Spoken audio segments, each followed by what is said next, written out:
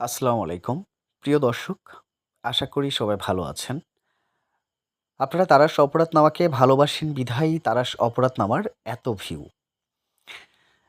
আজকে আপনাদেরকে একটা মেসেজ দেওয়ার জন্য আজকের এই ভিডিওটা।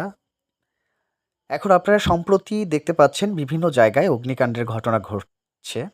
আমাদের তারাশ থানার তালম ইউনিয়নে রুকনপুর গ্রামে কালকে ২ টি খড়ের পালা আগুনে পুড়ে ছাই হয়ে গিয়েছে এবং আজকে সকালে আপনার হচ্ছে তারাশের মাগুরা বিনোদ ইউনিয়নে ৬টি বসতবাড়ি পুড়ে ছাই হয়ে গিয়েছে।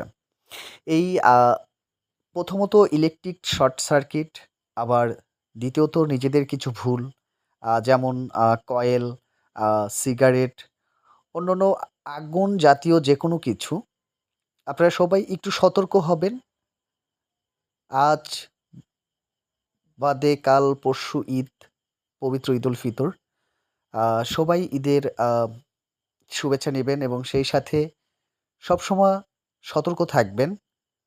একটি দুর্ঘটনা সারা জীবনের কান্না। এটা আমরা সবাই জানি। সবাইকে সতর্ক হতে হবে এবং অবশ্যই খেয়াল রাখতে হবে যেন এগুলো আ অগ্নিকাণ্ড না ঘটে। কারণ একটা চোর চুরি করলেও কিছু রেখে যায়। কিন্তু যদি আগুন লাগে তাহলে কিচ্ছু কিন্তু রাখে না।